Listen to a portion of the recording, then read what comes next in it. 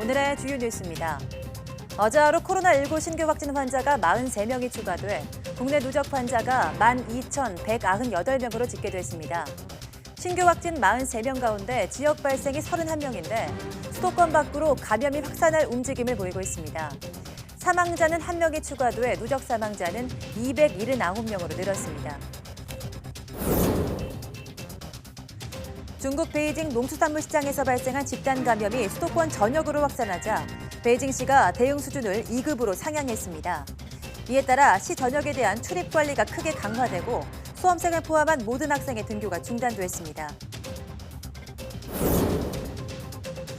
미국의 지난달 소매 판매가 17% 이상 증가하고 산업 생산도 1.4% 늘어나는 등 코로나19로 위축됐던 미국 경제가 5월부터 회복세에 들어선 것으로 나타났습니다.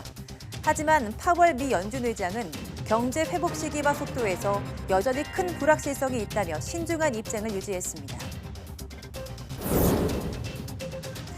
염증 치료에 주로 쓰이는 덱사메타손이 코로나19 중증 환자의 사망률을 35%가량 낮춘다는 임상시험 결과가 나왔습니다. 영국 정부가 덱사메타손을 공식 치료제로 채택할 방침인 가운데 세계보건기구는 획기적인 돌파구가 마련됐다고 평가했습니다.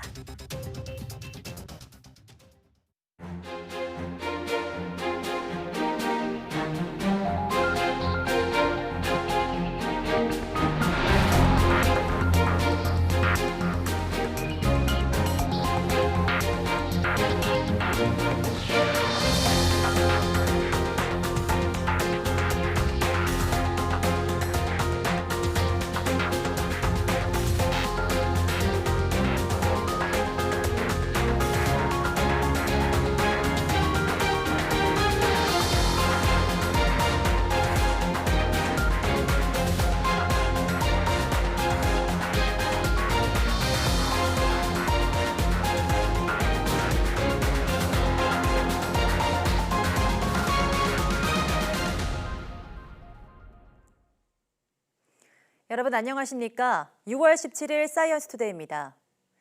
수도권을 중심으로 감염이 계속 확산하면서 어제 하루 코로나19 환자가 43명 늘었습니다.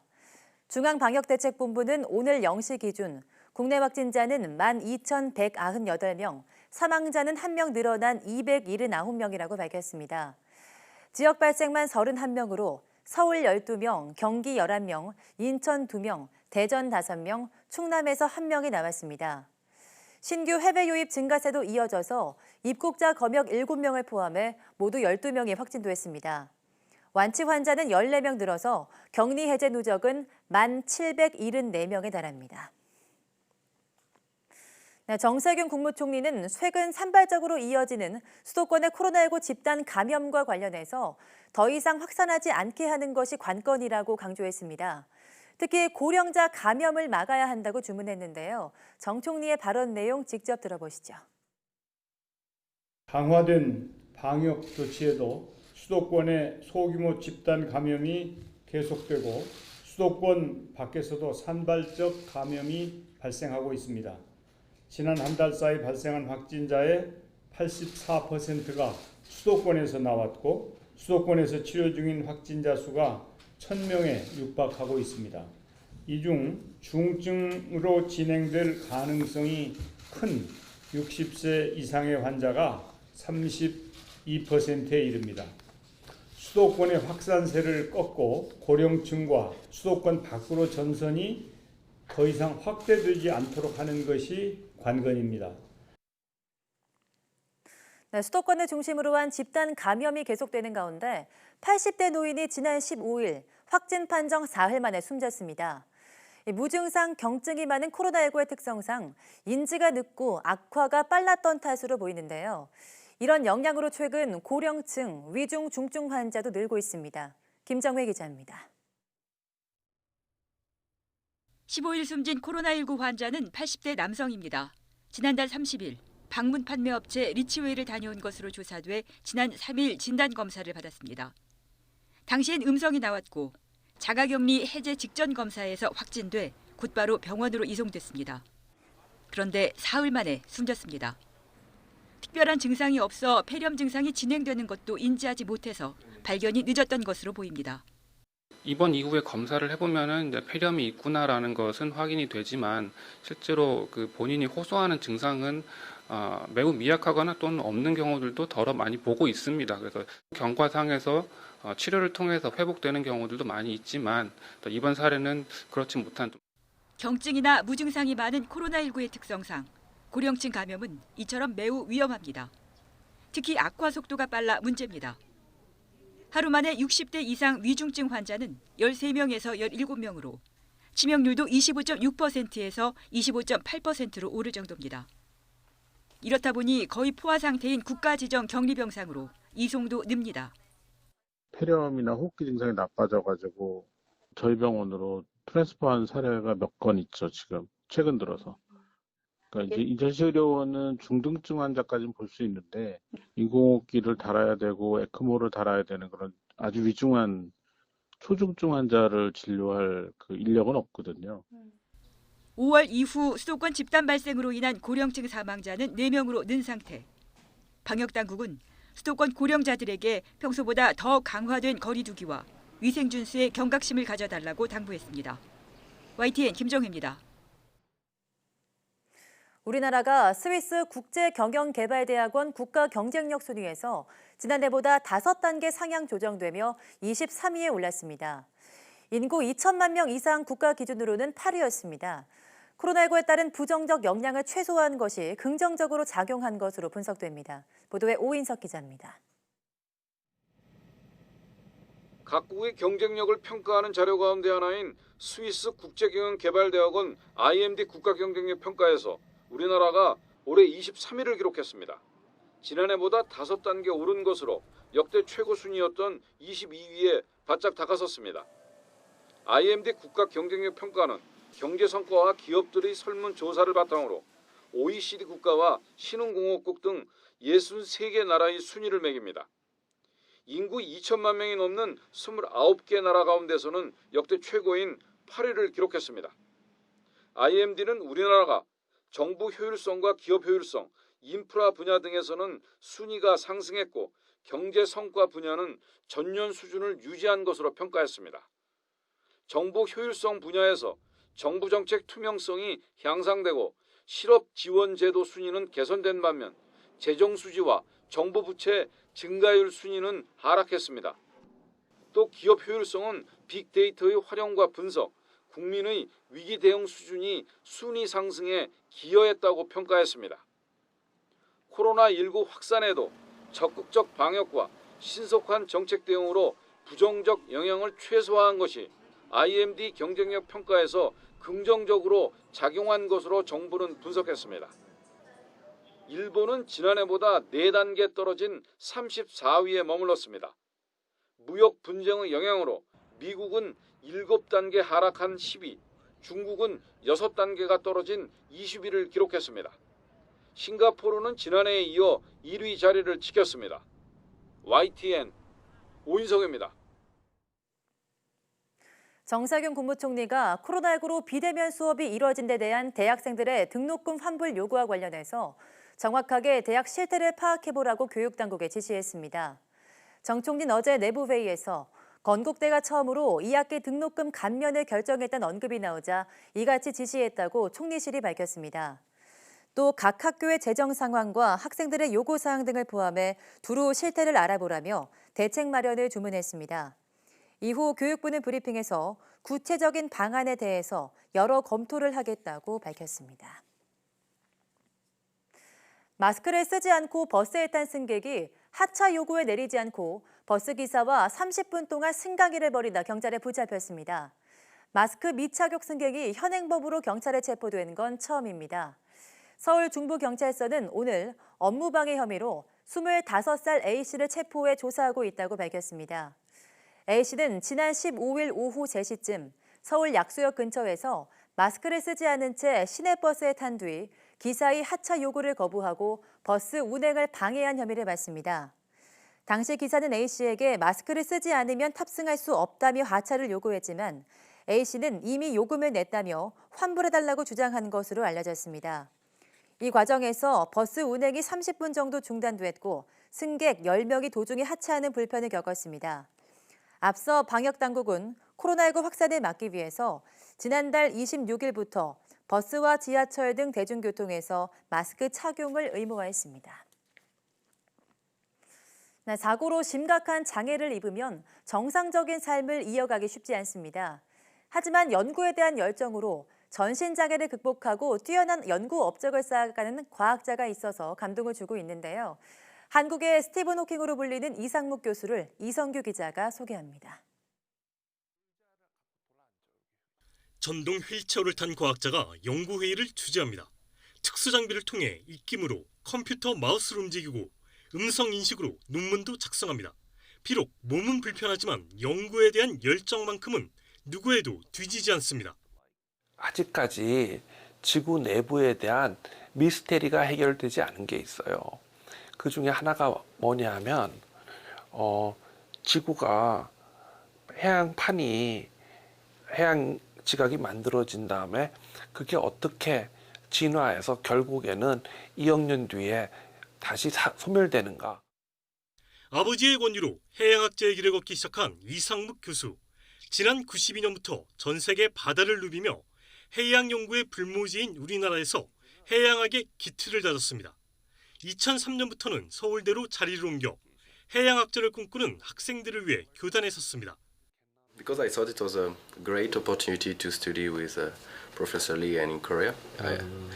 I hear from a professor in France and in England, and he has great experience and he could teach me a lot. And I think since 3 years I'm here in Korea, yes. 연구와 강의를 병행하던 이 교수는 2006년 미국 지질 탐사에 나섰다가 불의의 차량 전복 사고로 척추가 손상됩니다. 목 아래로 손끝 하나 움직일 수 없는 심각한 장애를 입었지만 과학에 대한 열정은 이 교수를 다시 일으켜 세웠습니다. 과학자는 항상 생각하고 무엇을 답을 찾기 위해서 노력하는 사람이에요. 그런 게 과학자의 평생 업무고 또 그렇기 위해서 평생 훈련을 받아왔어. 뜻하지 않은 사고가 오히려 자신에게 더 많은 도전의 기회를 줬다는 이상묵 교수. 해양 지진파 관측을 통해 지구 내부의 비밀을 풀고 한반도의 지진 피해를 최소화하고 싶다는 그의 연구 열정은 여전히 진행 중입니다. YTN 사이언스 이성규입니다.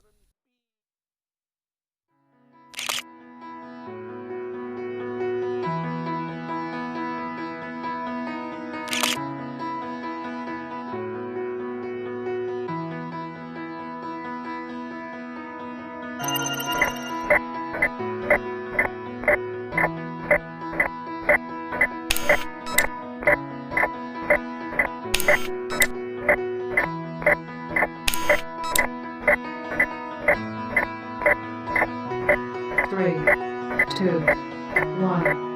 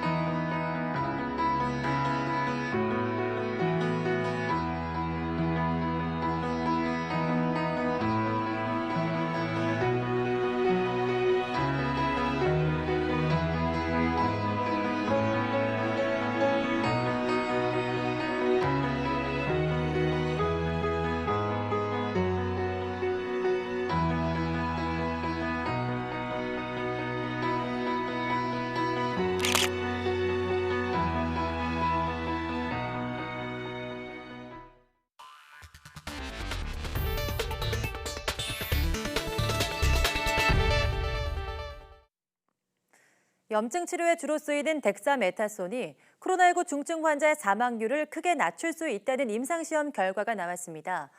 영국 정부가 이 약을 공식 치료제로 채택할 방침이어서 다른 국가에도 영향을 줄 전망입니다. 이규준 기자가 보도합니다. 의학계에서 관절염 등 염증 치료에 널리 쓰이는 스테로이드제 약품 덱사메타손입니다.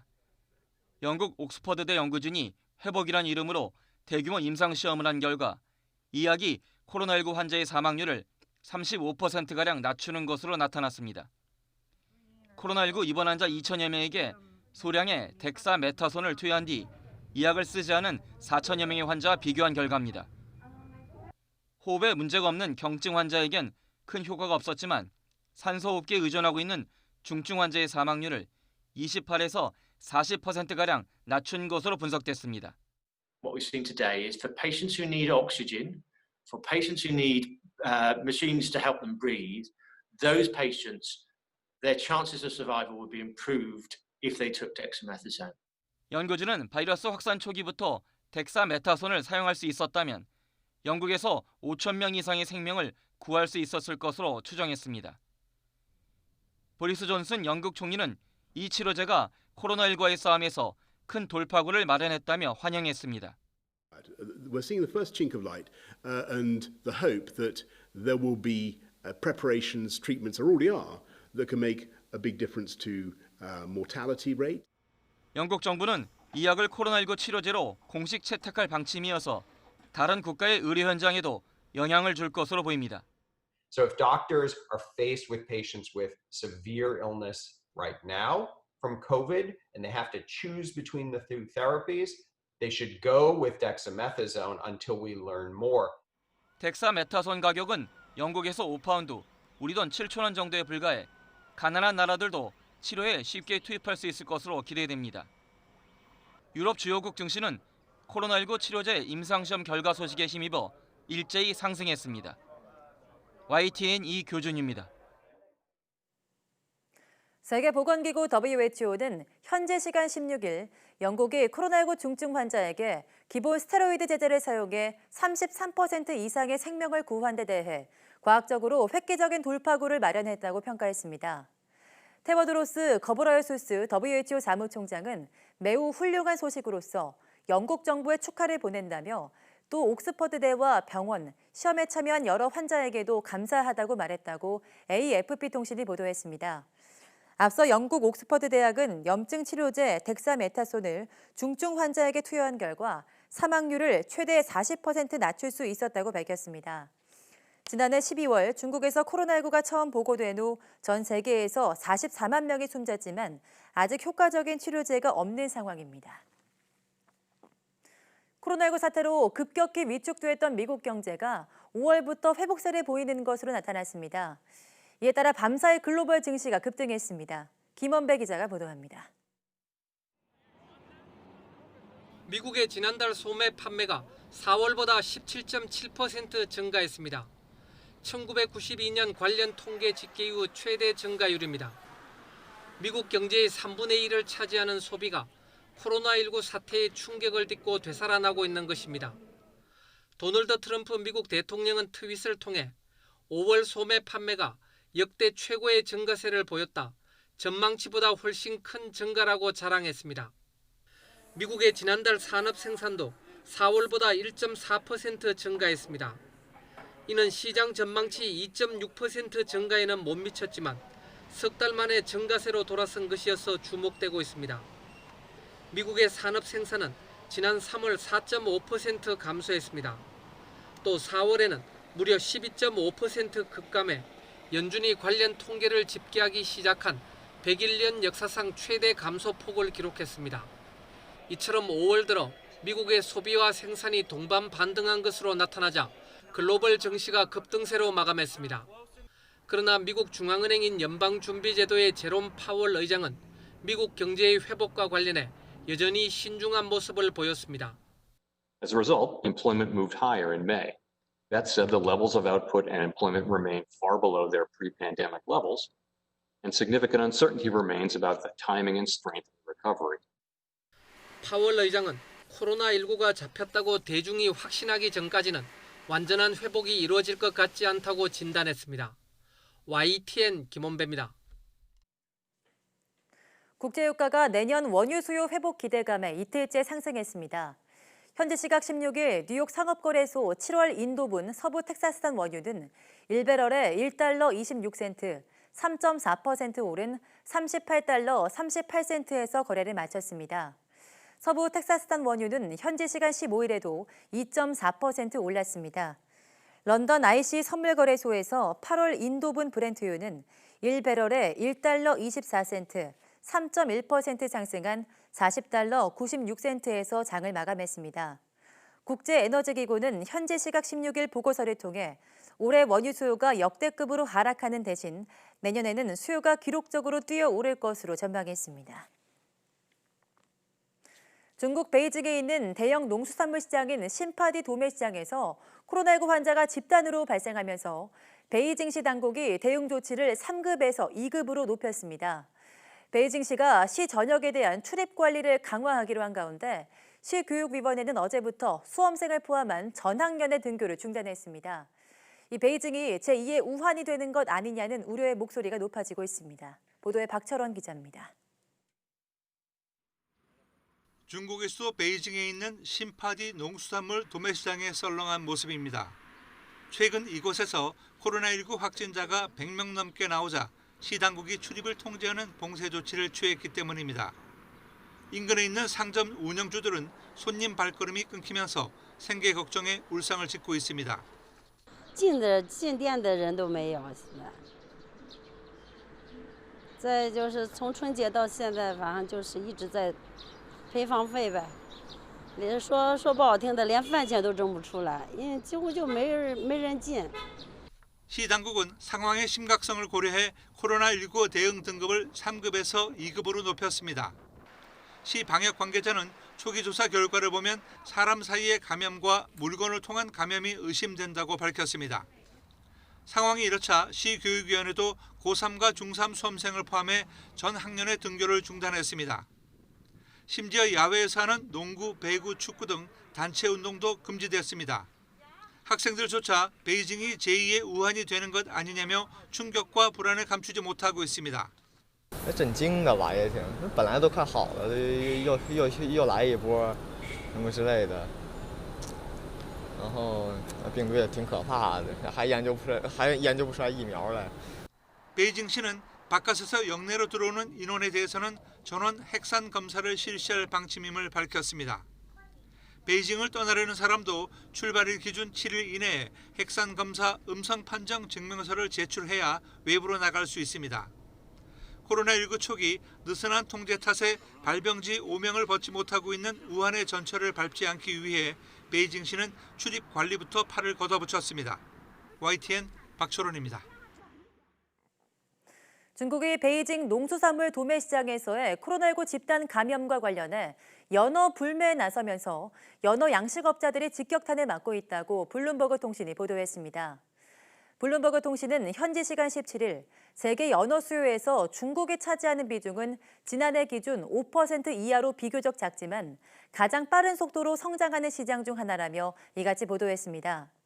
세계 최대 연어 생산국인 노르웨이의 수산물위원회는 중국행 주문은 취소됐고 가까운 시일 내에 중국으로 수출을 재개하기는 힘들 것으로 보인다고 말했습니다. 덴마크령 페로제도 최대의 연어 양식업체도 중국으로의 수출을 중단했으며 수출 재개까지는 시간이 걸릴 것으로 본다며 연어가 코로나19의 숙주가 아니라는 점도 서서히 분명해질 것이라고 내다봤습니다.